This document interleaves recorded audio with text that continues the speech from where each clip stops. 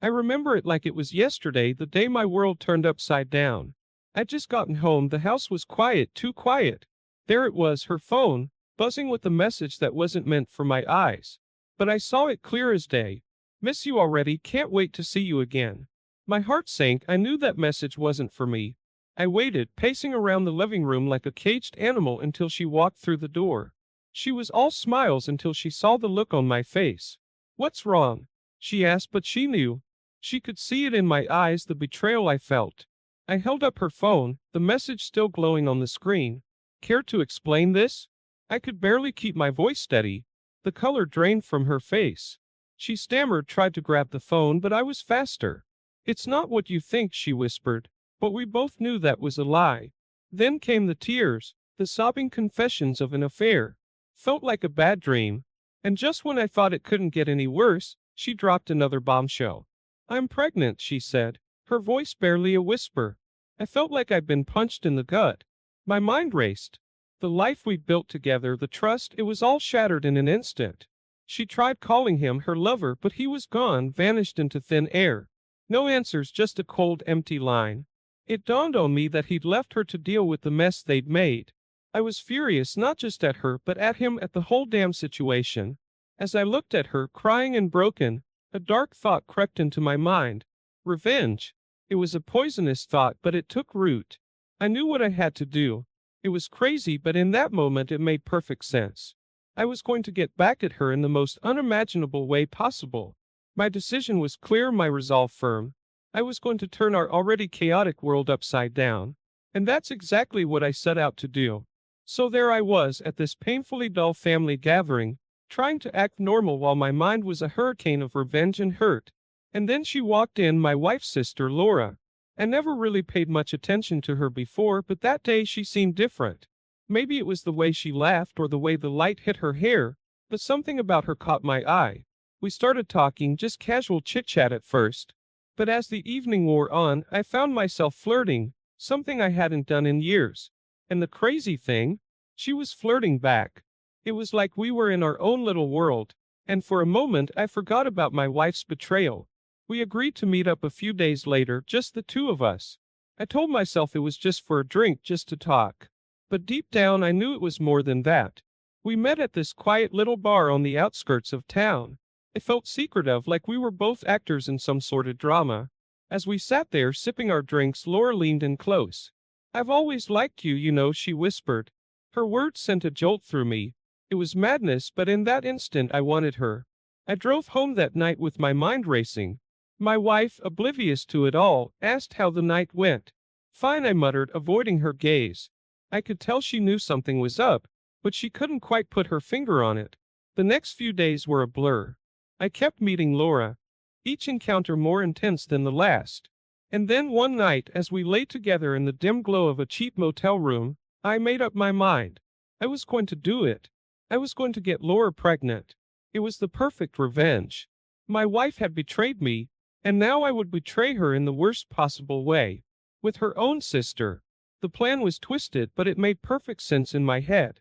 Laura was all for it, caught up in the heat of the moment. As I lay there in the dark, listening to Laura's steady breathing, I couldn't help but wonder what I had become. I was no longer the man I once was, the man my wife had married. I was something else, something darker. But there was no turning back now. The plan was in motion, and I was going to see it through no matter the cost. I never thought I'd be the guy sneaking around, but here I am, meeting Laura in secret, every chance we get.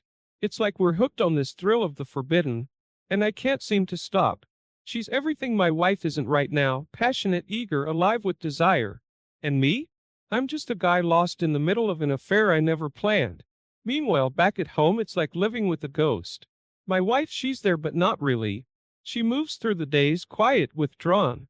I can tell she feels it, the growing chasm between us, but she doesn't know the half of it. Sometimes I catch her looking at me, her eyes searching for something, maybe the man she married. But he's long gone. Then out of nowhere he shows up. The lover. Mr. Perfect, who blew up my life and then skipped town. He's on our doorstep, looking haggard, desperate. My wife, she goes from sad to furious in a heartbeat. She's yelling, demanding answers, and I'm just standing there, watching it all unfold. He's babbling some nonsense about being in trouble, needing help. I don't buy it. Sounds like a con man's sob story. But my wife, she's listening, and I can see something in her eyes, a flicker of the old her. She's always had a soft spot for lost causes. I can't help but wonder what his game is. Why come back now? And then it hits me. He's scared. He's not here for her. He's here because he's got nowhere else to go. It makes me sick, seeing him weasel his way back into her life, playing the victim. The whole scene's a mess. My wife torn between anger and this misguided need to fix things. The lover spilling his guts about some trouble he's gotten himself into. And me, the husband, standing in the shadows wondering how the hell my life got so twisted. I keep seeing Laura, our affair becoming more reckless by the day. It's like we're both trying to outrun reality. Get lost in this fantasy where we don't have to face the consequences of our actions. But reality has a way of catching up, and I'm starting to feel the weight of it all pressing down on me. The lover's still around, sticking to my wife like a bad smell. She's trying to help him fix whatever mess he's in. Part of me wants to laugh at the absurdity of it all. The other part, the part that used to love her, it's breaking bit by bit. I lie in bed at night, next to a woman who's become a stranger, and I wonder where it all went wrong. Was it the moment I decided to take revenge? Or was it earlier, when I stopped seeing her for who she was and started seeing only her betrayal? The affair, the lover's return, my wife's loneliness, it's all spinning out of control. And I'm right in the center of it, trying to hold on to something, anything that makes sense. But the truth is, nothing makes sense anymore. Not the affair, not my marriage, not this life I've somehow created. It's like I'm walking a tightrope, and any moment now I'm going to fall. And the crazy part? I'm not sure I even care anymore. Just when I thought things couldn't get more twisted, life threw a curveball that knocked the wind out of me. The lover, the guy my wife was sneaking around with, turns out he's my long-lost brother. Yeah, you heard that right. My brother. The shock of it hit me like a freight train. How? Why? Questions swirled in my head, making it hard to think straight. The whole family was in turmoil. My parents, who'd always lamented my brother's disappearance, were suddenly faced with his return, but not in any way they'd imagined. And me? I felt like I was living in some messed up soap opera. The guy the first hated, the one who'd wrecked my marriage, was my own flesh and blood. My wife, she was a mess of emotions. Guilt, confusion, regret, it was written all over her face. She kept saying she didn't know, that if she had, she would have never. But words felt empty, like echoes in a hollow room. Then, as if things couldn't get any more complicated, Laura dropped her bombshell. She was pregnant. With my child. The silence that followed her announcement was deafening. It was like everyone was holding their breath, waiting for the world to implode. The pregnancy news was like gasoline on a fire. Tensions that had been simmering beneath the surface boiled over. We all sat down for a family dinner, a pathetic attempt at normalcy, but it didn't take long for things to unravel. The dinner table became a battlefield. Accusations flew, old wounds reopened. My wife, looking more lost than ever, tried to speak, but words failed her. Laura, defiant yet scared, clutched at her belly as if to protect her unborn child from the chaos around her. My parents, caught in the middle of this family catastrophe, looked on with a disbelief. And there, across from me, sat my brother, the man I should have grown up with, shared life's ups and downs with. Instead, he was just a stranger, wearing a familiar face. The tension escalated until voices were raised, and harsh truths spilled out. It was ugly. All the pent-up anger and hurt pouring out in a torrent of bitter words. I wanted to scream, to tell them all to stop, that this wasn't what a family should be. But the words stuck in my throat. In that moment, I saw the destruction I'd caused. My revenge, my affair with Laura, it wasn't just about me and my wife anymore. It had spiraled out, touching everyone I cared about. The realization was a slap in the face. I'd been so caught up in my own pain, my own desire for revenge, that I'd failed to see the bigger picture. As the evening wore on, the arguments faded into exhausted silence. We were a family in ruins, each of us lost in our own tangled web of emotions. I looked around at the broken faces of my family, and wondered how we'd ever put the pieces back together. That night I lay awake, the weight of my choices pressing down on me. The mess I'd made seemed insurmountable. And the worst part? I knew there was no easy way out. No quick fixes. We were all trapped in this nightmare, and I couldn't help but feel it was all my fault. Life's funny, you know? One minute you're set on a path, sure of everything, and the next it's like you're in a free fall. That's how I felt when I finally told my wife it was over. I couldn't keep living this lie. Not with Laura carrying my child and everything else in shambles. My wife, she didn't take it lying down. She started doing everything she could think of to win me back. Cooked my favorite meals, wore the dress I used to like, tried to talk about the good times. It was heartbreaking, really. But my heart wasn't in it anymore. Every time I looked at her, all I could see were the lies and the betrayal. Then there's my brother, if I can even call him that. He came to me, hat in hand, looking for some brotherly bond or understanding. He told me about our rough childhood, the things he went through after he disappeared. It was a sob story, all right, but I couldn't find it in me to feel sorry for him. He ruined my marriage, and that's not something I can easily forget. The weirdest part of this whole mess? My wife and him, they started getting close. Not in a romantic way, but like two people who've been through the same storm. They'd sit and talk for hours, sharing stories, finding comfort in their mutual pain. It was a bizarre alliance, watching the two people who hurt me the most find solace in each other. Meanwhile, Laura was in her own little world of joy. The pregnancy suited her, brought a glow to her face. We'd meet up, talk about names, about how we'd raise our kid. It was a slice of normal in an otherwise upside-down world. But even those moments were tinged with guilt. Every smile, every plan for the future. I couldn't shake off the feeling that it was built on a foundation of hurt and betrayal. I tried to focus on Laura, on the baby, but it was like walking through a fog of regret. My wife's desperate attempts to win me back, my brother's pleas for understanding, Laura's happiness, it was a tangled web, and I was stuck right in the middle. It's strange, you know, how life takes these turns. How decisions you make, thinking they're for the best, end up turning your world on its head.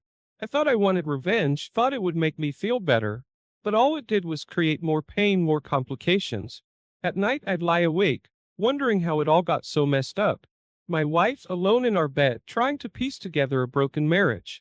My brother trying to atone for a lifetime of mistakes. Laura carrying my child, oblivious to the chaos she'd helped create. And me? I was just a guy caught in the eye of a storm I'd helped conjure, trying to figure out how to move forward when every step felt like I was sinking deeper into quicksand. Life's funny like that, always throwing curveballs when you least expect them. And there I was, trying to catch them with my hands tied behind my back. In the thick of all this madness, I guess I wanted clarity, or maybe I just wanted to feel in control again. So I told my wife straight up, this is it. You decide now. It's him or me. I expected tears, a breakdown maybe. But she just stood there, pale like I'd knocked the wind out of her. The next few days she was like a ghost, trying to stitch together what was left of us. I saw it in her eyes, the desperation. She was scrambling for ways to fix things, but deep down I think we both knew it was too late. The damage was done. Then things took a darker turn. My so-called brother, his past finally caught up with him. Some guys he'd messed with showed up looking for payback. I heard the commotion from the other room, shouts, the sound of a scuffle. By the time I got there, it was chaos. That night, as if our lives needed more drama, someone broke into our house. It was like some bad movie, but it was real. Too real. The intruder, probably one of my brother's enemies, was searching for something, tearing the place apart. My wife, she tried to stop him playing the hero, but it went south real fast. There was a struggle and she got hurt. I heard her scream, a sound that'll haunt me for the rest of my days. I rushed in, managed to scare the guy off, but the damage was done.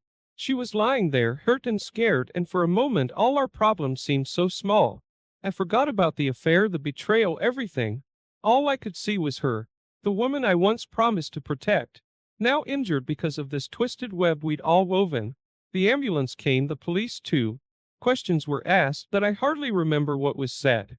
My mind was stuck on her, on the look of fear in her eyes when that intruder grabbed her. Sitting in the hospital, waiting for news, I felt a wave of regret. This mess, it wasn't just about me and my bruised ego anymore.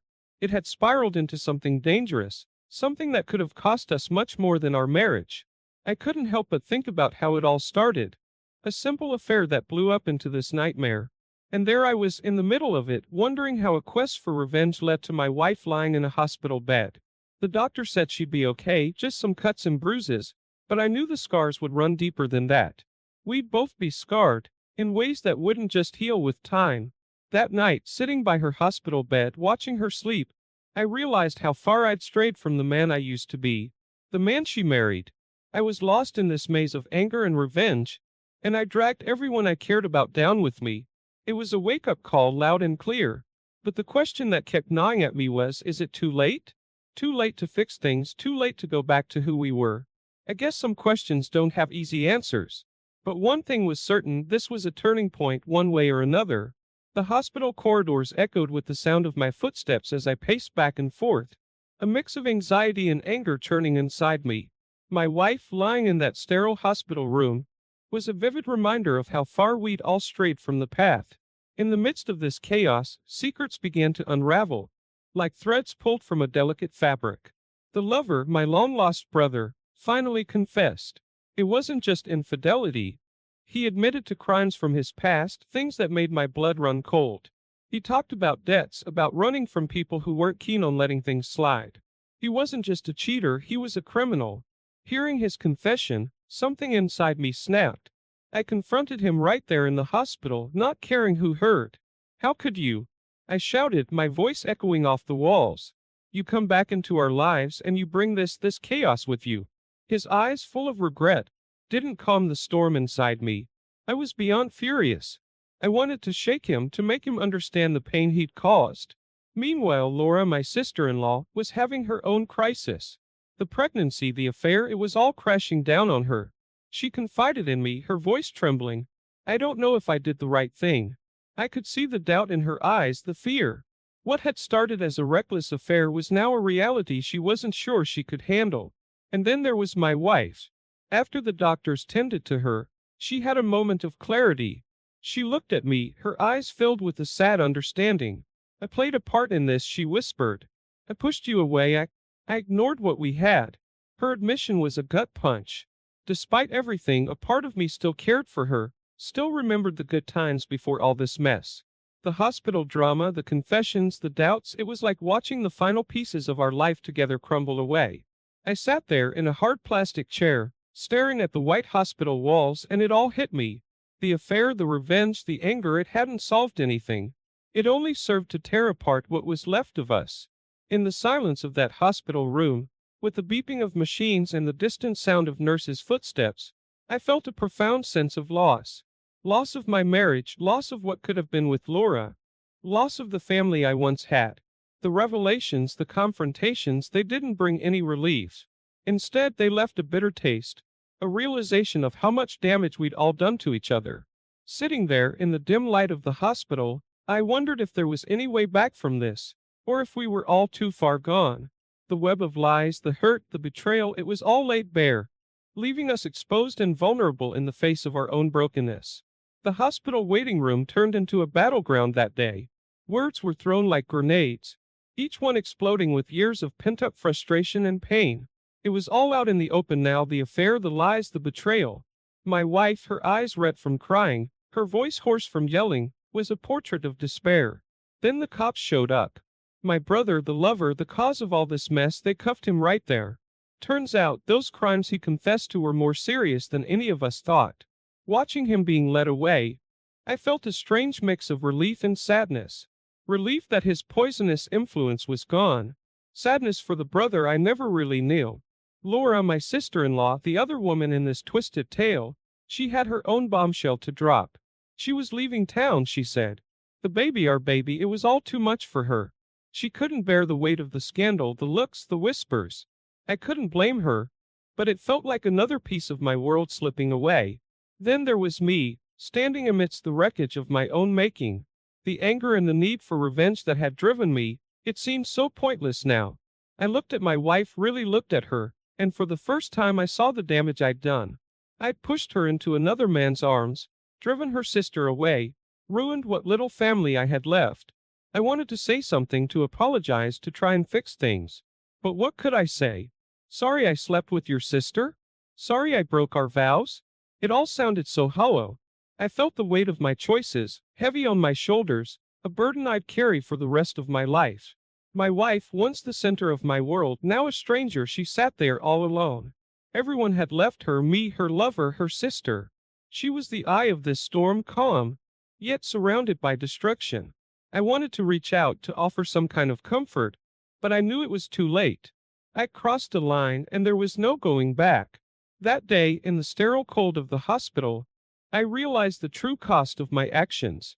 It wasn't just a marriage that was broken, it was lives, it was trust, it was the future.